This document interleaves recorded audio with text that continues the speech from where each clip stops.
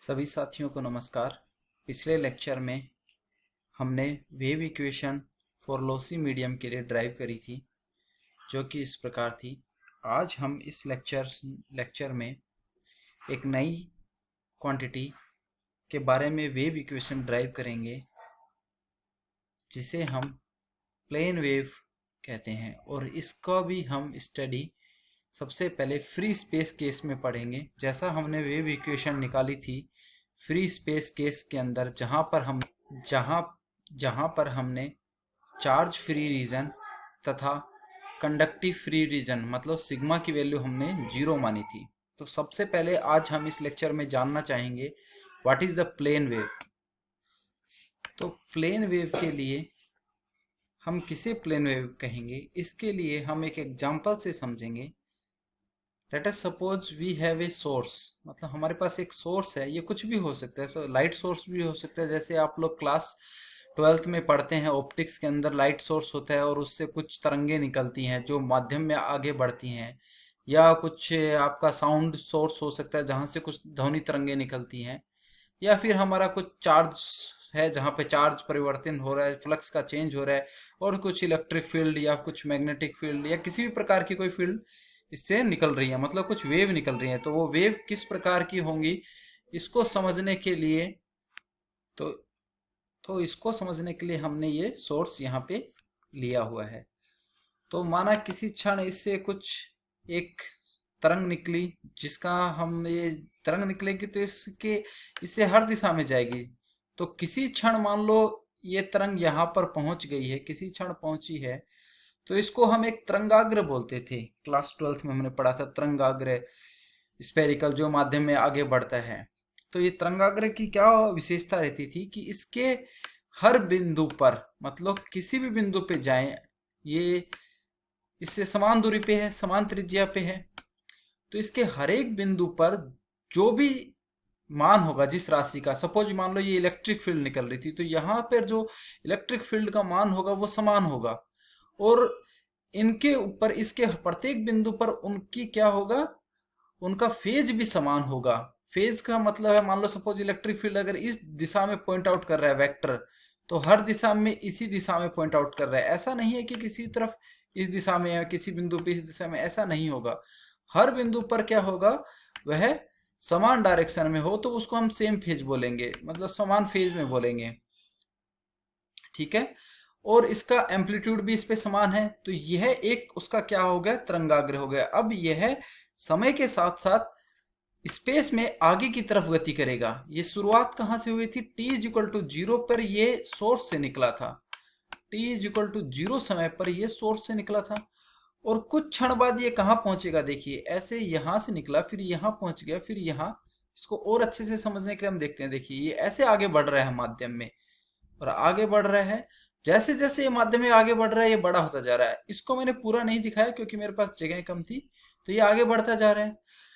तो इसमें एक चीज आप नोट कीजिएगा, देखिए जैसे जैसे ये आगे बढ़ता जा रहा है, ये इसका क्या होता जा रहा है, साइज बड़ा होता जा रहा है।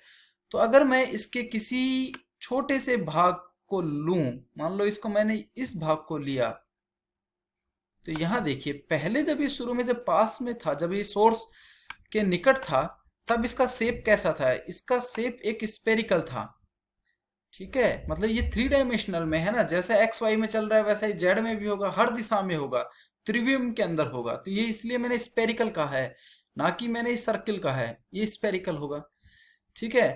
तो इसका अगर आप किसी एक भाग को लें जो बहुत दूर चला गया, उसके छोटे से भाग को लें, तो वो कैसा प्रतीत होगा, इसको हम आगे की स्लाइड में समझेंगे। उससे पहले मैं एक वेव की डेफिनेशन बताना चाहूंगा कि वेव में क्या होगा। A wave propagating through a medium at least one physical quantity which vary periodically in space with the time. इसका मतलब क्या, इसका हम समझते हैं। देखिए कि मान लो किसी क्षण आप यहां थे, सोर्स से कुछ दूरी पर थे, आर डिस्टेंस पे मान लो थे आप शुरू में। एक बार मैं इसको मिटा के फिर से लिखता हूं। मतलब आप किसी क्षण सोर्स से यहां पर हैं, कुछ दूरी पे हैं आर, और टाइम मान लो 0 है। तो इस 0 समय पे आपको यहाँ पे कोई भी इलेक्ट्रिक फील्ड नहीं मिल रही, क्योंकि यहां से कुछ वेव निकला ही नहीं। बट कुछ क्षण बाद ये धीरे धीरे ये यहां पहुंचेगा। तो ये जो क्वांटिटी है जो स्पेस में आगे बढ़ रही है, वो किस स्पेस में भी आगे बढ़ रही है। और मान लो मैं यहीं खड़ा रहूं, इसी एक त्रिज्या के ऊपर, एक मान लो एक स्फीयर पे खड़ा रहूं, तो टाइम के साथ साथ भी इसमें परिवर्तन होगा। मान लो अगर यहाँ ये इलेक्ट्रिक फील्ड थी, इलेक्ट्रिक फील्ड का मैक्सिमा था यहाँ पे, तो कुछ क्षण बाद में यहाँ पे इलेक्ट्रिक फील्ड का क्या आ जाएगा, इसी रेडियस पे क्या आ जाएगा, मिनिमा भी पहुंचेगा। तो मतलब हो क्या रहा है कि टाइम के साथ साथ यह आगे बढ़ रहा है। तो कोई एक फिजिकल क्वांटिटी होगी, मान लो इस केस में हमने इलेक्ट्रिक फील्ड माना, हो सकता है लाइट के केस में हमारा क्या होगा, प्रकाश का की तीव्रता होगी, कि तीव्रता कभी बढ़ रही है कभी घट रही है, ऐसा हो सकता है। या फिर साउंड वेव जो होती है, साउंड वेव में क्या होता है, माध्यम के अंदर जो घनत्व होता है, माध्यम के कणों का जो पास में आपस में वो पास आते हैं फिर एक बार दूर जाते हैं, तो घनत्व क्या होता है, एक बार किसी स्थान पे पहले घनत्व कम होगा, फिर उसी स्थान पे कुछ क्षण बाद घनत्व क्या हो जाएगा, बढ़ जाएगा। इसी प्रकार आप एक समय को फिक्स कर लें और स्पेस में आगे बढ़ें, तो आप क्या पाएंगे कि जैसे जैसे आप स्पेस में आगे बढ़ते जाएंगे, किसी जगह पे डेंस मीडियम होगा और किसी पे जगह रेयर मीडियम होगा। जैसे मान लो मैं समझाता हूँ, अगर मैं ड्राइंग इसमें बन पाएगा तो मैं समझाता हूँ। जैसे मान लो यहाँ से एक साउंड वेव का सोर्स है, यहाँ से कुछ निकला, तो माध्यम के कणों में क्या होगा, ये मान लो ये कुछ लेयर्स हैं एयर की, ये किसी जगह आपके पास रहेंगी और कहीं जगह पे ये आपस में क्या होगी, दूर होंगी। ऐसा ही होके वेव आगे बढ़ती है साउंड वेव में। तो ये जो बना है एक डेंस और एक रेयर मीडियम, मान लो ये हमने किसी दो अलग अलग स्थानों पे मान लिया है, इससे कुछ दूरी पे एक्स पर। यह किसी क्षण जब ये एक्स पे है तो ये कुछ क्षण बाद ये इस पोजीशन पे पहुंच जाएगा। मेरा कहने का मतलब यही था कि माध्यम में एक क्वांटिटी क्या होगी, वो आगे बढ़ेगी। और मान लो आप यहीं इसी एक जगह पे खड़े रहें, इसी जगह पे खड़े रहें और टाइम को चेंज करें, तो आप क्या पाएंगे कि किसी क्षण यहाँ पे डेंस है और कुछ क्षण बाद यहाँ पे डेंस न होके यहाँ पे क्या हो जाएगा, रेयर हो जाएगा। ठीक है, तो वही होता है वेव फिनोमिना, वेव के अंदर कुछ चीज आगे बढ़ती हैं।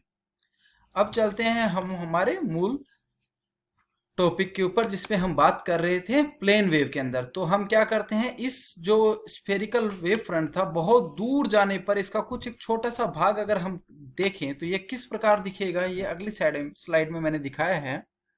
ये देखिए, ये क्या होगा, एक तरह से ये एक रेक्टेंगल दिखेगा आपको, ना कि पिछली स्लाइड में जब हमने क्या देखा था, ये एक क्या दिख रहा है, पूरा जो है ये एक स्फीयर था ऐसे। बट इसका कुछ छोटे से भाग को देखें या इस सोर्स से और भी दूरी पे चले जाएं, अनंत दूरी पे, तो ये पूरा स्फेरिकल न होके क्या हो जाएगा, एक प्लेन हो जाएगा, जैसा मैंने अगली स्लाइड में दिखाया है। और ये प्लेन क्या करते हैं, मीडियम में आगे बढ़ते हैं। ठीक है, तो जब वेव फ्रंट क्या हो, प्लेन हो, मतलब उसके हर एक बिंदु पर, इसके मान लो इसके किसी भी बिंदु पे आप यहाँ पे इलेक्ट्रिक फील्ड मेजर कीजिए, यहाँ पे मेजर कीजिए, यहाँ पे मेजर कीजिए, या इस पे जगह पे मेजर कीजिए, इस पे कीजिए, किसी भी जगह पे इलेक्ट्रिक फील्ड मेजर कीजिए, तो उसका फेज अगर सेम आए, फेज का मतलब है सपोज इधर इलेक्ट्रिक फील्ड की डायरेक्शन सपोज इस पे इस डायरेक्शन में है, तो इस बिंदु पे भी इधर है, इस पे भी इधर होगी, इसके किसी भी बिंदु पे आप नापिए, फील्ड का डायरेक्शन एक जैसा होगा। तो मतलब उनका सबका फेज क्या हुआ, उस हर एक बिंदु पे, इस पे इसके हर एक बिंदु पर फेज कैसा होगा, सेम होगा। ठीक है, तो ऐसा एक प्लेन हो त्रिविम में, तो ये एक प्लेन बन गया। तो त्रिविम में एक ऐसा प्लेन हो, इसको लिख सकते हैं डेफिनेशन में, in three dimensional, suppose in three dimensional we have a plane where the value of the physical quantity has same phase, then that plane is known as a plane wave। और इसका देखिए, इसको समझते हैं तो ये कैसे आगे बढ़ रहा है, ये माध्यम में ऐसे करके सीधा स्ट्रेट आगे बढ़ता जाएगा। तो इसकी डेफिनेशन हम लिख सकते हैं, a plane wave is a wave whose phase is constant over a set of plane. मतलब इस पूरे भाग के ऊपर, ये जो हमने दिखाया था, इस पूरे भाग के ऊपर इसका जो फेज होगा, मान लो अगर इलेक्ट्रिक फील्ड यहां था, यहां भी ऐसा ही होगा, पूरे भाग के ऊपर क्या होगा, फेज सेम रहेगा। ठीक है, तो इस जितने जितने भाग पर इसका फेज सेम रहेगा उसको हम एक प्लेन वेव फ्रंट बोलेंगे। ठीक है, तो ये पूरा क्या हो गया, एक प्लेन वेव फ्रंट हो गया। अब अगर ये फेज के साथ साथ इस पर एम्पलीट्यूड भी सेम हो, मतलब इलेक्ट्रिक फील्ड का मान भी सेम हो सब जगह पे, तो ध्यान दीजिएगा यहाँ दो चीजें, एक तो फेज से हो सेम होगा तो हमारा वेव फ्रंट बन गया, परंतु अगर वेव फ्रंट पे के हर बिंदु के ऊपर आपका जो क्वांटिटी है, जो भी फिजिकल क्वांटिटी, मैंने यहाँ इलेक्ट्रिक फील्ड बोल रहा हूं, तो हो सकता है किसी जगह मैग्नेटिक फील्ड भी हो या कोई साउंड वेव भी हो, तो उस केस में उस क्वांटिटी का मान क्या रहे, उस क्वांटिटी का मान सेम रहे, दोनों सेम रहे, तो उसको हम क्या बोलेंगे, यूनिफॉर्म प्लेन वेव बोलेंगे। ठीक है, तो एक सेंटेंस ऐड हो जाएगा इसमें, a uniform plane wave is a wave whose magnitude and phase are both constant. तो पूरे के पूरे वेव फ्रंट के ऊपर क्या हो जाएगा, इसका कांस्टेंट रहेगा। ठीक है, तो इसको समझने के लिए हम यहां पर एक मैंने कार्टेशियन कोऑर्डिनेट सिस्टम ले लिया, एक्स वाई जेड। ठीक है, और ये वेव फ्रंट जैसा हमने दिखाया था, ये वेव फ्रंट कैसे चल रहे हैं, आगे जेड दिशा में चल रहे हैं। किसी क्षण ये यहां था, अगले क्षण ये यहां पहुंच गया, फिर आगे भी एक ऐसा ही वेव फ्रंट होगा। ठीक है, तो ये ऐसे करके ये आगे बढ़ता जाएगा वेव फ्रंट। यही वेव की डेफिनेशन होती थी कि टाइम के साथ साथ मीडियम में वो डिस्टरबेंस क्या होता है, ट्रेवल करता है आगे। ये हमारा जनरल डेफिनेशन था वेव का। ठीक है, तो इसको समझने के लिए हमने एक कोऑर्डिनेट सिस्टम ले लिया है। अब इसको हम मैक्सवेल्स इक्वेशन का यूज करते हुए इस पे डेरिवेशन करेंगे और सोल्व आउट मतलब सॉल्यूशन निकालेंगे इसके अंदर कि इसकी क्या प्रॉपर्टी होनी चाहिए, मैथमेटिकली क्या प्रॉपर्टी होनी चाहिए, तब हम इसको एक क्या बोल सकें, प्लेन वेव बोल सकें। ठीक है, तो सबसे पहले एक लिखते हैं, if the propagation of uniform plane wave is chosen as to be along Z axis. हमने जेड डायरेक्शन में ले लिया जैसे मैंने पहले बताया था। तो इसमें क्या होगा, एक चीज हमने पहले क्या बोला था, प्लेन वेव यूनिफॉर्म है, तो इसके हर बिंदु पे क्या होगा, हर बिंदु पे मान जो जो भी राशि होगा उसका मान समान होगा। अब ये प्लेन वेव, ये प्लेन किस में है, ये एक्स वाई प्लेन में है, यहां देखो कोऑर्डिनेट के हिसाब से। तो और ये मैंने दिखाने के लिए छोटे साइज में दिखा रखा है, बट ये बहुत बड़े होंगे, मतलब इसका जो साइज होगा ये एक्स में ऊपर की तरफ जा रहा होगा, इधर ये एक्स में माइनस एक्स में भी नीचे की तरफ जा रहा होगा, इधर वाई में भी आगे तक बढ़ रहा होगा, पूरा दूर दूर तक फैले फैले होंगे। ठीक है, तो इसके अंदर अगर आप इस प्लेन के ऊपर किसी बिंदु पर यहाँ पे नापें इलेक्ट्रिक फील्ड, फिर यहाँ पे वाई में चल रहे हैं आप, मान लीजिए यहाँ पे नापें, फिर आगे और प्लेन में आते जाएं, तो हर बिंदु पे क्या होगा, आपको सेम मिलेगा, तभी हमारा यूनिफॉर्म प्लेन वेव कहलाएगा, जो हमने डेफिनेशन में पढ़ा है। तो यह क्वांटिटी वाई के बदलने के साथ साथ नहीं बदल रही। इसी प्रकार आप ऊपर की तरफ जाएं, हर बिंदु पे नापें, एक्स के अंदर ऊपर तक नापते जाएं, तो वो फिजिकल क्वांटिटी एक्स के बदलने से भी नहीं बदल रही। तो इसका मतलब क्या हुआ, यही मैंने लिखा है कि जब आप इस एक प्लेन पे आप देखेंगे तो जो क्वांटिटी है उसका वेरिएशन क्या है, जीरो है, मतलब उस क्वांटिटी का वेरिएशन एक्स व वाई में नहीं हो रहा। ठीक है, तो मतलब क्या हुआ, ये जो प्रोपोगेशन की डायरेक्शन हमने जेड ली थी, तो जो बाकी दो डायरेक्शन बची हैं उनको हम ट्रांसवर्स डायरेक्शन बोलते हैं। ठीक है, तो ट्रांसवर्स डायरेक्शन, अगली बार से मैं यही सेंटेंस यूज करूंगा, ट्रांसवर्स डायरेक्शन। तो जेड के ट्रांसवर्स डायरेक्शन कौन सी हुई, एक्स और वाई, इन दोनों के बदलने से इस फिजिकल क्वांटिटी जिसकी भी यह वेव बनी है उसका मान नहीं बदल रहा। और माइक्रोवेव ईएम वेव में हमारी दो ही चीजों से वेव बनती है, एक इलेक्ट्रिक फील्ड और एक मैग्नेटिक फील्ड। तो हम इन्हीं दो ही राशियों को बोलेंगे कि इलेक्ट्रिक और मैग्नेटिक फील्ड का मान एक्स के बदलने के साथ इस वेव फ्रंट पे या वाई के बदलने के साथ इस वेव फ्रंट पे नहीं बदलता है। ठीक है, तो ये थोड़ा सा हम इसे साफ कर लेते हैं अपना स्लाइड को। तो आगे क्या होगा, तो अगर ये बदल नहीं रहा तो यहां पर मैंने ये लिखा, मान लो यहां पर अगर आप इलेक्ट्रिक फील्ड लिखें तो इलेक्ट्रिक फील्ड का वेरिएशन एक्स के साथ जीरो, वाई के बदलने के साथ भी इसका जीरो, और यहाँ पे अगर ये एच फील्ड का वेव फ्रंट होता, सपोज ये एच का होता, तो यहाँ ई की जगह एच लिख देते, तो एच का वेरिएशन भी इसके साथ क्या हो जाता, हमारा जीरो हो जाता। तो ये कंडीशन आ गई हमारी एक, ये सबसे इंपॉर्टेंट कंडीशन है। ठीक है, तो इसमें हम del by del X is equal to zero, del by del Y zero, इसके साथ में जो भी फिजिकल क्वांटिटी आएगी उसको हमने बोला एक्स के चेंज होने से वो नहीं बदलेगी, वाई के चेंज होने से भी वो नहीं बदलेगी। ये हमारी हो गई एक इंपॉर्टेंट कंडीशन। ठीक है, इसको मैं यहां मार्क कर देता हूं। तो हमने इन दोनों इक्वेशन को यहाँ पे मार्क दे दिया। आप अपने हिसाब से इनको नंबरिंग दे सकते हैं, मैं यहाँ कोई नंबरिंग नहीं दे रहा हूँ। आप अपने हिसाब से जो भी इनका नंबर हो वो आप आगे पीछे दे सकते हैं, ठीक है। तो अब हम फ्री स्पेस की जब बात करते हैं तो पिछली कक्षा में हमने पढ़ा था कि फ्री स्पेस में दो कंडीशन लगाते हैं हम। एक तो चार्ज फ्री रीजन मीन्स जो चार्ज डेंसिटी होगी रो का वैल्यू क्या होगा, 0। दूसरा फ्री स्पेस में नॉन कंडक्टिव रीजन मतलब सिग्मा इज 0, मतलब लॉस लेस रीजन सिग्मा 0 होगा तो जे हमारा 0 हो जाएगा। ये कंडीशन हम इम्पोज करते हैं किसी मीडियम को डिफाइन जब करते हैं हम कि वो मीडियम क्या है, फ्री स्पेस मीडियम है, ठीक है। तो ये कंडीशन हम यहाँ भी लगाएंगे।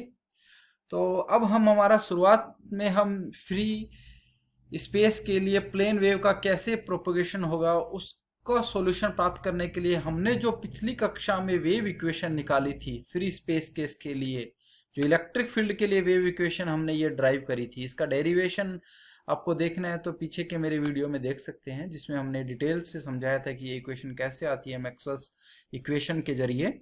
वो हमने यहाँ इसी से हम इसका आगे का शुरुआत करेंगे डेरिवेशन का। तो हमने अपने बीएससी में हमने लाप्लासियन ऑपरेटर जो डेल स्क्वायर है उसके बारे में पढ़ा था, और कार्टेशियन कोऑर्डिनेट में डेल स्क्वायर को आप किस प्रकार लिख सकते हैं। तो डेल स्क्वायर को del square by del X square plus del square by del Y square plus del square by del Z square. यहाँ पे ये आप देखिए इलेक्ट्रिक फील्ड क्या है आपका, एक वेक्टर क्वांटिटी होती है हमें पता है, और एक वेक्टर के कितने कंपोनेंट होते हैं कार्टेशियन कोऑर्डिनेट में, उसके 3 कंपोनेंट होते हैं। तो मैंने यहाँ पे लिख दिया ई को इसके कंपोनेंट के अंदर लिख दिया।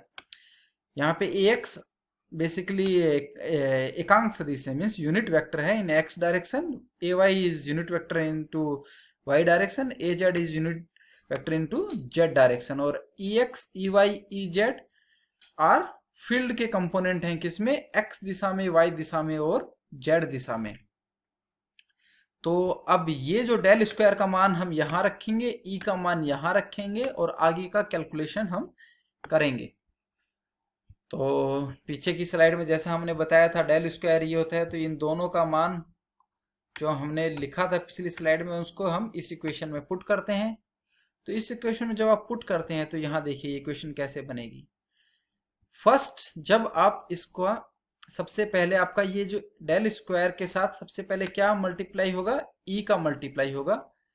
तो यही मैंने लिखा है यहाँ पे देखिए, del square by E X upon X, del square E X del Y square plus del square by E Z A X. तो मतलब देखो यहाँ पे कितने कंपोनेंट है, 3 कंपोनेंट है। यहाँ पे कितने कंपोनेंट है, 3, तो 3 इंटू 3 6 कंपोनेंट, 3 इंटू 3 कितने हो गए, 9 कंपोनेंट हो गए। तो 9 कंपोनेंट आ गए और उनको हमने वेक्टर हैं ये, क्योंकि ये तो x दिशा में एकांक सदिश के सारे कंपोनेंट एक जगह लिख दिए, y दिशा के सारे कंपोनेंट एक जगह लिख दिए तथा z दिशा के सारे कंपोनेंट एक जगह लिख दिए। तो बेसिकली डेल स्क्वायर ई जो हमारा है वो एक क्या आ गया, एक सदिश आ गया जिसके 3 कंपोनेंट है। x दिशा का कंपोनेंट ये है, y दिशा का कंपोनेंट पूरा ये क्वांटिटी है और z दिशा का कंपोनेंट ये क्वांटिटी है। तो ये मान आ गया हमारा डेल स्क्वायर ई का, जो इसका लेफ्ट हैंड साइड था हमारा वेव इक्वेशन का, उसका पार्ट आ गया। इसी प्रकार जो हमारा राइट हैंड साइड है वहां पे भी हम ई के मान रख सकते हैं, ई वेक्टर क्वांटिटी है तो इसके कंपोनेंट में रखेंगे तो ये इक्वेशन भी कितने, ये भाग कितना हो जाएगा, ये 3 भागों में बढ़ जाएगा। Mu epsilon e d two E by D T square पहले में आ जाएगा e x plus mu epsilon D two e y d T square, ऐसे ही फिर जेड, तो 3 कंपोनेंट आ जाएंगे। तो फाइनली वही मैंने यहाँ करके लिख के दिखाया है। देखिए अभी मैंने यहाँ ई की वैल्यू नहीं रखी, इन सब की वैल्यू रखी। और एक चीज और मैंने किया, पिछले स्लाइड में जो हमने कंडीशन निकाली थी, पिछली स्लाइड में हमने एक कंडीशन निकाली थी ये कि x दिशा में वेरिएशन क्या था 0, y दिशा में वेरिएशन क्या था 0, वही कंडीशन हमने यहाँ इम्पोज किया। मैं बताता हूँ आपको, देखिए कहाँ। तो ये देखिए ई, ये फर्स्ट क्या बता रहा है कि इलेक्ट्रिक फील्ड के x कंपोनेंट का x के साथ वेरिएशन, और x में हमने क्या माना था, कोई वेरिएशन नहीं है तो ये जाएगा 0। y के साथ भी कोई वेरिएशन नहीं है तो ये 0। तो इस फर्स्ट टर्म में सिर्फ क्या बचेगा, ये d2e(x) अपॉन dz स्क्वायर। इसी प्रकार सेकंड टर्म में भी x कंपोनेंट के साथ वेरिएशन 0 हो जाएगा, y के साथ भी 0 है हमने माना हुआ है। तो ये सारे चीज इसमें क्या हो जाएंगे, जीरो हो जाएंगे। तो इसका सिर्फ ये कंपोनेंट बचेगा। इसी प्रकार इसमें से भी ये कंपोनेंट जीरो, ये भी जीरो, तो बाकी बचा इसमें से थर्ड, ये आ गया। अब देखिए यहाँ पे जब आप इलेक्ट्रिक फील्ड का ये मान इसमें पुट करेंगे तो इसके भी तीन कंपोनेंट आएंगे, e x, e y, e z, है ना। और यहाँ पे आपका साथ में क्या चल रहा था, यहाँ पे म्यू एप्सिलॉन, म्यू एप्सिलॉन था हमारा ऊपर, यहाँ पे जो यहाँ टाइपिंग में रह गया, मैंने लिख दिया है अभी म्यू एप्सिलॉन नोट। ये दोनों म्यू नोट और एप्सिलॉन नोट है क्योंकि ये फ्री स्पेस केस के लिए है। तो म्यू नोट और एप्सिलॉन नोट, ठीक है, इतना आ गया। और फिर यहाँ पे ई की वैल्यू क्या आ जाएगी, ई एक्स, और उसके साथ में एकांक सदिश ए एक्स, फिर प्लस वापिस से ये सारा का सारा quantity mu naught epsilon naught D two, फिर ई की जगह ई एक्स की जगह आ जाएगा ई वाई, ऐसे ही आ जाएंगे। तो इसमें कंपोनेंट वाइज अगर आप कंपेयर करोगे लेफ्ट हैंड साइड और राइट हैंड साइड को, तो आप क्या लिख सकते हैं, देखिए यहां से x का कंपोनेंट क्या आ जाएगा, D del two E by del Z square, ये आ गया। इधर से इसका x कंपोनेंट आएगा, तो यहाँ mu epsilon D two E by D, sorry D two E X upon D T square, ठीक है। ये x कंपोनेंट को आप कंपेयर करोगे। इसी प्रकार फिर y को कंपेयर करोगे और z को करोगे। तो मैंने इसमें एक कंबाइंड इक्वेशन लिख दिया है कि अगर जब आपका left hand side right hand side में x होगा तो इसमें दोनों में x y z का आएगा। तो ये इक्वेशन आपकी आएगी फाइनल, ये इक्वेशन बनेगी। थोड़ा मैं स्लाइड को साफ कर देता हूं अभी।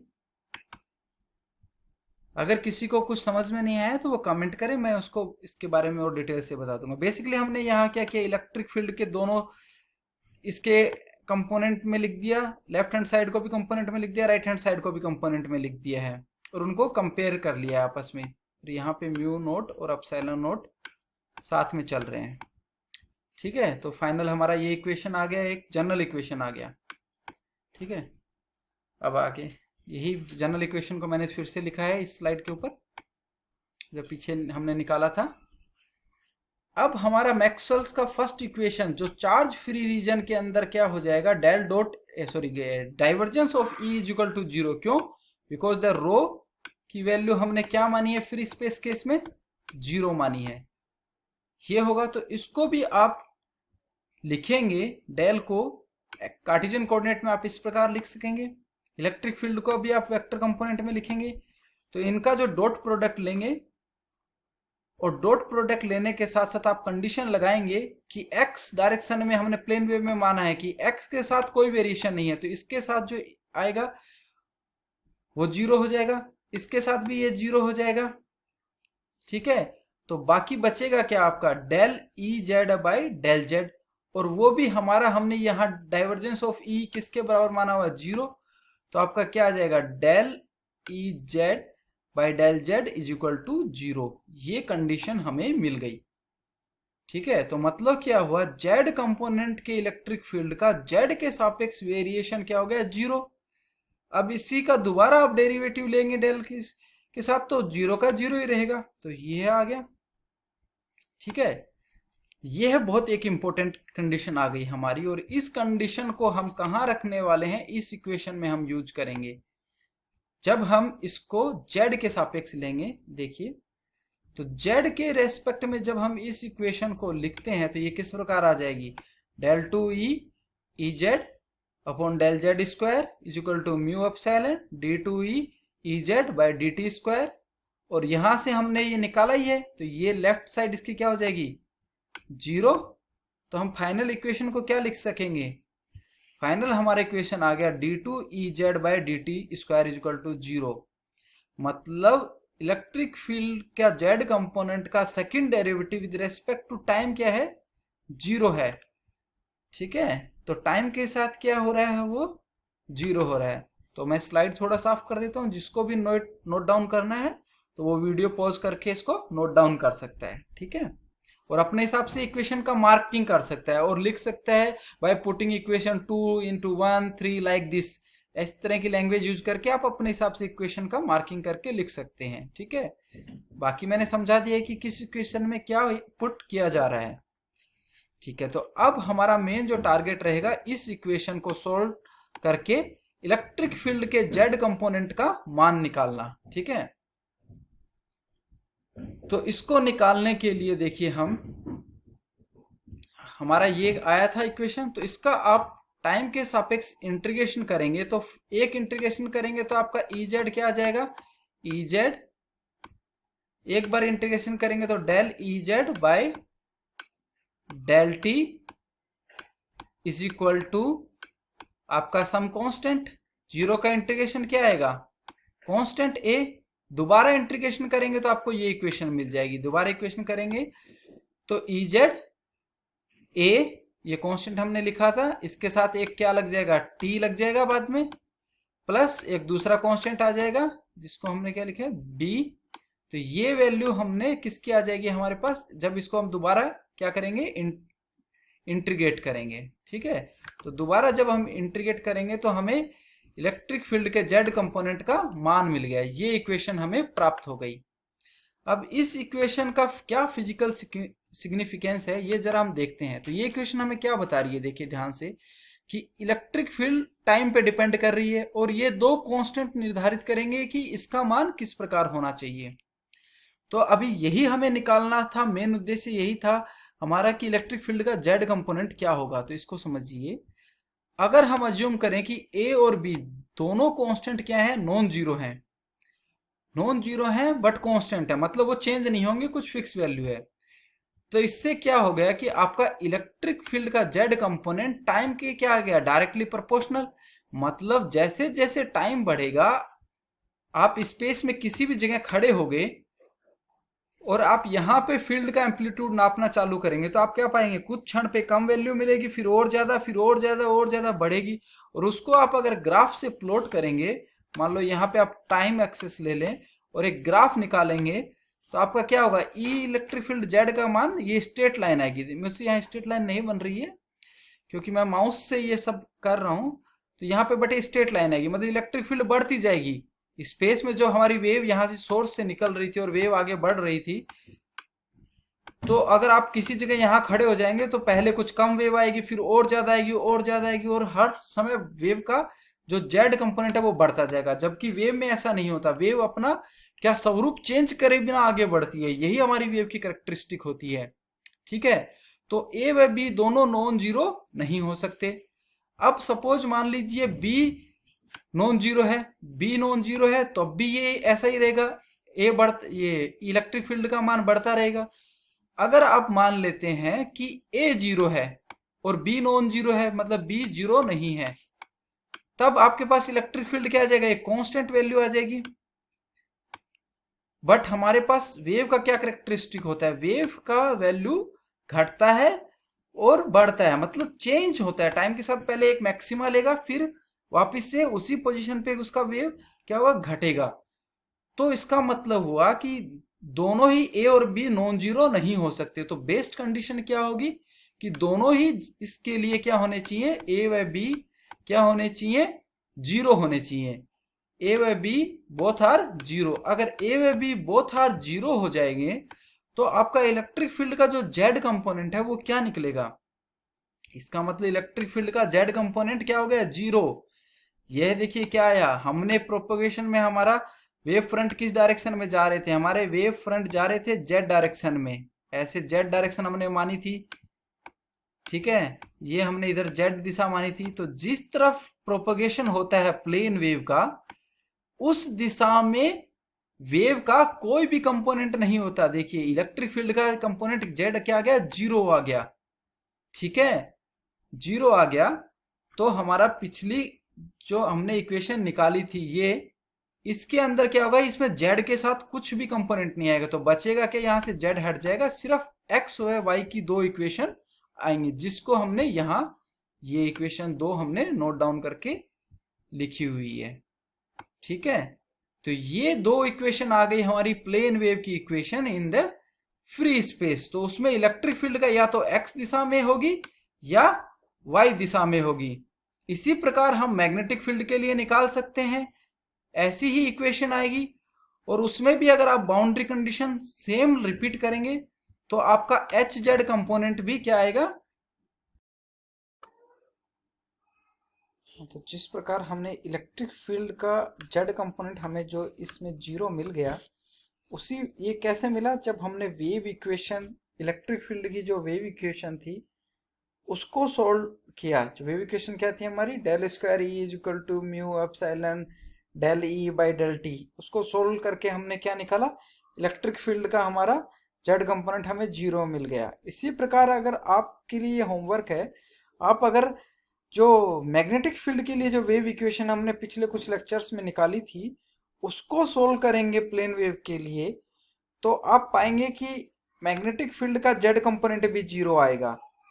तो मतलब क्या हुआ, जो प्लेन वेव जेड दिशा में जा रही थी उसके अंदर इलेक्ट्रिक फील्ड का जेड कंपोनेंट भी 0 होगा और मैग्नेटिक फील्ड का जेड कंपोनेंट भी 0 होगा। ये बहुत इंपॉर्टेंट है कि electromagnetic wave which are traveling in a free space as a plane wave, they do not have their electric and magnetic fields z component, or what we can say, they do not have their component in the direction of propagation। तो हमारे इस case में ये z direction of propagation थी, इसलिए ये z 0 हुआ। अगर आप डायरेक्शन ऑफ प्रोपगेशन कुछ दूसरी लेते, एक्स वाई या एक्स वाई दिशा में लेते, तो वहां पे जो दिशा होती प्रोपगेशन की वो कंपोनेंट 0 हो जाता है। ये आप करके देख सकते हैं। तो फाइनल हमारी, अगर सपोज इलेक्ट्रिक फील्ड एक्स दिशा में है तो प्लेन वेव के लिए जो इलेक्ट्रिक फील्ड की वेव इक्वेशन होगी वो इस प्रकार होगी, उसका सिर्फ एक्स कंपोनेंट रहेगा। अगर इलेक्ट्रिक फील्ड वाई कंपोनेंट है तो ये इस प्रकार होगा।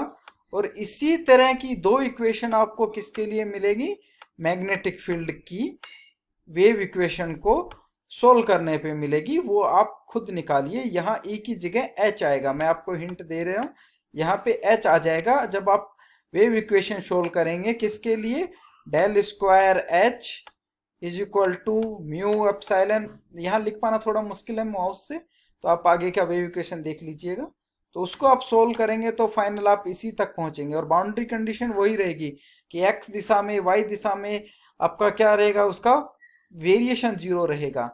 सिमिलर स्टेप्स आप फॉलो कीजिएगा और आपको मैग्नेटिक फील्ड के लिए वेव इक्वेशन मिलेंगी।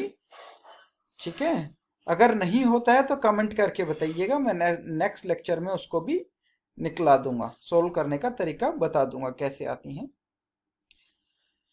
तो देखिए, हमारा सबसे पहले लेक्चर में हमने EM वेव बताई थी कि इसमें क्या होता है, इलेक्ट्रिक फील्ड का एक वेरिएशन होता है, उसके साथ ही इलेक्ट्रिक फील्ड के वेरिएशन के साथ क्या जुड़ा रहता है, मैग्नेटिक फील्ड के का वेरिएशन जुड़ा रहता है।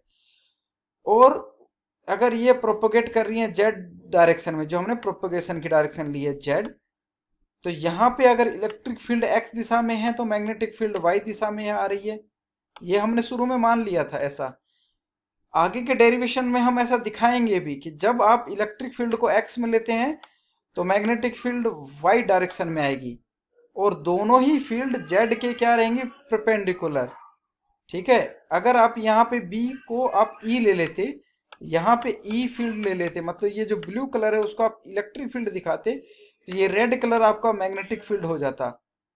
ये भी हम आगे क्वेश्चन में प्रूव करेंगे कि both electric and magnetic field are perpendicular to each other and they also perpendicular to the direction of the propagation for the plane wave। ठीक है, ये आगे हम एक क्वेश्चन करेंगे तब हम इसको सोल्व करेंगे। तो हमने समझ लिया है कि प्लेन वेव के अंदर डायरेक्शन ऑफ प्रोपेगेशन में कोई भी फील्ड का कंपोनेंट नहीं होता है। अभी इसको एक बार नोट डाउन कर लीजिए, और बीच में हम एक छोटा सा डेरिवेशन और करेंगे जिसका नाम होता है हेल्महोल्ट्ज़ इक्वेशन। तो इसके अंदर हमने पिछली लेक्चर में हमने बोला था कि हम यहाँ से टाइम कंपोनेंट को रिमूव करेंगे। ठीक है, तो ये हमारा वेव इक्वेशन था इलेक्ट्रिक फील्ड के लिए। तो इलेक्ट्रिक फील्ड यहाँ जो E है ये सिंपल नहीं है, ये वेव है। ये इलेक्ट्रिक फील्ड की क्या है, वेव है। और वेव का क्या इक्वेशन होता है, अगर हम उसको मान लें, यहाँ पे मैंने दिखाया ये एक इलेक्ट्रिक फील्ड है, मान लो इसका एम्पलीट्यूड ये आपका ई नोट है, मैक्सिमम वैल्यू आपका ई नोट है, और ये जेड दिशा में जा रही है, तो इसका जेड में टाइम के साथ साथ और जेड के साथ साथ क्या होगा, वेरिएशन होगा। तो हमने एक सिंपल एक्सपोनेंशियल फॉर्म में इसको वेव इक्वेशन मान लिया, जहां पे गामा क्या है आपका, वेव प्रोपोगेटिंग कांस्टेंट, जेड दिशा में ये मूव कर रही है, ओमेगा इसकी क्या हो गई, फ्रीक्वेंसी हो गई। ठीक है, कि किस तरह से ये अपना टाइम के साथ साथ इसमें ऑसिलेशन हो रहा है। तो ये हमारी वेव इक्वेशन होती है। इलेक्ट्रिक फील्ड का हमने एक सिंपल वेव इक्वेशन मान लिया। तो अब इसको जब हम इस इक्वेशन में पुट करते हैं और टाइम के साथ के रेस्पेक्ट में दो बार डेरिवेशन लें तो क्या आएगा, देखिए फर्स्ट मिलेंगे तो हमारे पास क्या आ जाएगा, जे ओमेगा। यहाँ पे जे क्या है, जे बेसिकली आपका आयोटा है, जो होता है अंडर रूट माइनस का 1। तो ये हमारा क्या है, आयोटा है जे। तो फर्स्ट क्या आ जाएगा, एक बार डेरिवेटिव करोगे तो जे ओमेगा आएगा, दोबारा करोगे तो जे स्क्वायर ओमेगा स्क्वायर, और जे स्क्वायर क्या होता है -1। तो यहाँ पे फाइनल क्या आ जाएगा, omega square E naught E to the power J omega T minus gamma Z.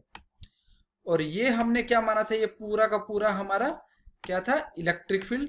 तो यहाँ पे हम वापिस से क्या लिख सकते हैं, इलेक्ट्रिक फील्ड। और इनके ऊपर सब पे वेक्टर है, ठीक है, क्योंकि इलेक्ट्रिक फील्ड आपका क्या होता है, वेक्टर क्वांटिटी। मतलब इसमें 3 कंपोनेंट है, एक्स है, वाई है, जेड है, 3 कंपोनेंट है। ठीक है, तो ये आ गया। तो ये हमारी जो इक्वेशन आई, इसमें हमें d2e/dt² का मान हमें क्या मिल गया, omega square minus omega square e. ये वैल्यू हम हमारी वेव इक्वेशन में पुट करेंगे यहाँ पे। ठीक है, थोड़ा सा स्लाइड गंदा हो गया, इसको साफ कर लेते हैं। तो इसको जब हम पुट करेंगे तो हमारा फाइनल क्या आ जाएगा, देखिए लेफ्ट हैंड साइड हमारा डेल स्क्वायर ई जो कहते हो, यहाँ मैंने लिख दिया, फिर म्यू अपसाइलन, और ये माइनस का ओमेगा स्क्वायर आया था तो minus omega square mu 0 epsilon naught e. ठीक है, इसके ई वेक्टर है यहाँ पे, ये सब जगह वेक्टर है, टाइपिंग नहीं हो सकती इतना वेक्टर इतना स्लाइड्स के अंदर, तो इसीलिए मैं थोड़ा सा स्किप कर देता हूँ। तो ये जो इक्वेशन आई, इसको आप क्या बोलते हैं, वेव इक्वेशन का फ्रेजर फॉर्म, और इसी को आप बोलते हैं हेल्महोल्ट्ज इक्वेशन। तो ये आ गई आपकी इलेक्ट्रिक फील्ड के लिए हेल्महोल्ट्ज इक्वेशन। ठीक है, फॉर फ्री स्पेस केस। इसी प्रकार से अगर आप मैग्नेटिक फील्ड का वेव इक्वेशन सोल्व करेंगे और यहाँ पे E की जगह H मानेंगे तो आपके पास ये इक्वेशन आ जाएगी। अब इनमें सब में जो नोट करने वाली बात है तो वो क्या है, वो है हमारी, हमें एक क्वांटिटी मिल गई जो यहाँ डेल बाई डेल टी है, इसका को अगर हम कंपेयरिंग करेंगे तो ये इसकी वैल्यू क्या आती है, जे ओमेगा। जे मतलब आयटा ओमेगा, बेसिकली ये आयटा ओमेगा के इक्वल होता है डेल बाई डेल टी। तो आगे की स्लाइड्स में मैं जहां भी कुछ जगह प्रयोग करूंगा डेल बाई डेल टी होगा, वहां हो सकता है मैं जे ओमेगा से उसे मैं रिप्लेस करूंगा। तो आप ये ध्यान रखिए कि ये डेल बाई डेल टी आया कहां से। ये हम जब इसको सोल्व करते हैं, एक बार डेरिवेटिव लेंगे और कंपेयर करेंगे तो तब हम ये लिख सकते हैं, इसको एज ए ऑपरेटर बोलते हैं। डेल बाई डेल टी एक तरह से क्या हो गया, ऑपरेटर हो गया। और ये जब ऑपरेट होगा किसी क्वांटिटी के ऊपर, यहाँ पे जो भी होगा, ई हो या एच हो या जो भी क्वांटिटी होगी, उसको ऑपरेट होके जब ये एक वैल्यू देगा, वो क्या होगी, जे बाई ओमेगा होगी वेव के ऊपर जब ये ऑपरेट होगा। ठीक है, तो वापिस से हम हमारा प्लेन वेव पे आते हैं। हमने ये प्लेन वेव इक्वेशन हमने निकाल ली थी इस पिछली से पिछली स्लाइड में, और इसमें भी अब हम देखिए वही करने वाले हैं। डेल बाई डेल टी जो मैंने बोला था लास्ट स्लाइड में, डेल बाई डेल टी क्या होता है, जे ओमेगा, और 2 बार होगा तो वो क्या जाएगा, माइनस ओमेगा स्क्वायर। और इन दो इक्वेशन को मैंने मिला के एक सिंगल में ही लिख दिया, यहाँ एक्स वाई लिख दिया टाइम बचाने के लिए और टाइपिंग कम करने के लिए। तो ये बेसिकली 2 इक्वेशन है, एक बार एक्स के साथ है फिर वाई के साथ है। ठीक है, ये दोनों इक्वेशन है, 2 इक्वेशन है, ये मैंने यहाँ लिख दी है। अब इन इक्वेशन का ये क्या है, सेकेंड डेरिवेटिव डिफरेंशियल इक्वेशन है, और इसका सॉल्यूशन हमें पता है क्या होता है। इसका सॉल्यूशन हमारा ये निकल के आएगा। और हमने क्या माना था, इलेक्ट्रिक फील्ड हमारी क्या है, एक वेव है, और वेव है और उसके साथ एक टाइम कंपोनेंट हमारा होगा e to the power J omega T, होता ही हमेशा। तो इसमें आप टाइम का कंपोनेंट आप गुणा करोगे तो आपके पास ये टाइम के साथ चेंज, ये तो स्टैटिक केस में आ गया, और ये टाइम के साथ चेंज हो रही है। ये इलेक्ट्रिक फील्ड किस पे निर्भर कर रही है, यहाँ पोजीशन और टाइम के साथ साथ। तो ये आ गया आपका wave equation for electric field case में। मैग्नेटिक फील्ड के लिए ऐसी ही इक्वेशन आएगी, बस आपको डेरिवेशन खुद करना होगा। आप कीजिए, नहीं होगा तो आप कमेंट कीजिए, मैं कराऊंगा। आज का टॉपिक हम यही कंप्लीट करेंगे। आपके लिए एक क्वेश्चन रहेगा, और ये मैंने कुछ मैक्सवेल्स इक्वेशन लिखी हैं। फर्स्ट इक्वेशन हमें पता है ये होती है, सेकंड ये है, थर्ड ये है, और फोर्थ ये है। अब डेल बाई डेल टी हमने क्या निकाला था, माइनस जे ओमेगा होती है, तो यहां पे इसका वैल्यू रखेंगे तो ये क्या आ जाएगा, प्लस जे ओमेगा, और बी क्या होता है हमारा, म्यू नोट एच, तो ये म्यू नोट एच, ठीक है। तो ये आ गया। इसी प्रकार आप इस इक्वेशन में भी ये जो टाइम कंपोनेंट है उसको जे से रिप्लेस करते हैं, जे ओमेगा से, माइनस जे ओमेगा से, आप उसे रिप्लेस, सॉरी यहाँ माइनस क्या निकाला था हमने लास्ट में, देख लेते हैं जरा। हाँ सॉरी, जे ओमेगा, जे ओमेगा, तो यहाँ पे ये ऐसा कैसा ही रहेगा, यहाँ पे ये आएगी इक्वेशन। तो हमारी ये आ गई third Maxwell's equation in phasor form, मतलब इसमें टाइम इंडिपेंडेंट फॉर्म के अंदर आ गई।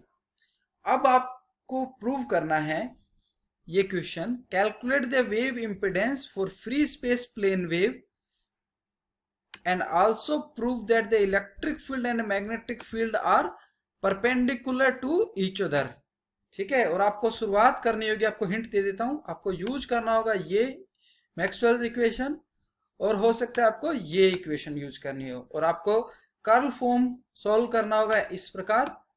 इसको सोल्व कीजिए, और आपका कंडीशन, बाउंड्री कंडीशन क्या होगी, डेल बाई डेल एक्स हमारा पास क्या हो जाएगा, उसके साथ जो वेरिएशन हमने निकाला था वो क्या होगा हमारा जीरो। जेड कंपोनेंट हमारा इलेक्ट्रिक फील्ड का हमने जीरो निकाला था, क्योंकि अगर हमारा जेड डायरेक्शन में प्रोपगेशन हो रहा है वेव। तो ये दो बाउंड्री कंडीशन जो आज हमने निकाली थी, उन्हीं का आप इसमें यूज करेंगे, और फाइनली आपको मिलेगा। आपको प्रूफ क्या करना है, ई और बी आपस में क्या है, परपेंडिकुलर है। तो मतलब क्या हो जाएगा आपका, E vector dot H vector आपका अगर जीरो के इक्वल आ गया, डॉट प्रोडक्ट अगर जीरो आ गया, तो आपका क्या हो जाएगा, both are perpendicular to each other. यही आपको प्रूव करना है, और मैंने हिंट दे दिया है आपको कहां से शुरुआत करनी है, इन दो मैक्सवेल्स इक्वेशन से। कर्ल फॉर्म को सोल्व आउट करेंगे। बाउंड्री कंडीशन में आपका क्या आ जाएगा, एक्स और वाई के साथ वेरिएशन जीरो होगा, ई जेड जीरो होगा, एच जेड जीरो होगा, हमने निकाला हुआ है पिछले केस में, और इसको सोल्व करेंगे और फाइनल आंसर हम निकालेंगे, ठीक है। हो सकता है इम्पीडेंस न निकले, बट आप ये जरूर निकाल पाएंगे, और नहीं होगा तो हम नेक्स्ट लेक्चर में इसी क्वेश्चन को हम सोल्व करेंगे। हो सकता है इस लेक्चर में कुछ कुछ पॉइंट पे आपको लगे कि जैसे रिपीटिशन हो रहा है। ये लेक्चर मैंने 15-15 मिनट का ही रिकॉर्डिंग हो सकता था, तो मैंने कुछ पार्ट्स में मिलके बनाए हैं, और उनको मैं आपस में जोड़ूंगा, क्योंकि इस पूरे टॉपिक को एक साथ नहीं जब तक पढ़ेंगे तो यह समझ में नहीं आ सकता था, इसीलिए मैंने इसको कंबाइंड करके बनाए हैं। आपके सुझाव, आप जो भी सुझाव हो वो कमेंट में लिखिए, और आपको पसंद आए तो लाइक और शेयर कीजिए। एक दो टॉपिक और बचे हैं, उसके बाद हम हमारा वेव गाइड के ऊपर आएंगे, और हम पढ़ना चालू करेंगे कि हमारा वेव गाइड क्या होता है। वेव गाइड पढ़ने से पहले ये बेसिक्स जरूरी था, इसीलिए हमने ये सब पढ़ा है। और जहां जहां वेव गाइड में ये यूज होगा वहां हम ये डेरिवेशन नहीं करेंगे, मैं सीधा बता दूंगा कि हमारे उस लेक्चर में हमने ये डेरिवेशन कर रखा है, तो आप वहां से ये देखिए। इसीलिए हमारा वेव गाइड सेक्शन ज्यादा टाइम नहीं लेगा, क्योंकि हमारा अगर बेसिक पहले ही तैयार हो जाएगा। धन्यवाद, थैंक यू।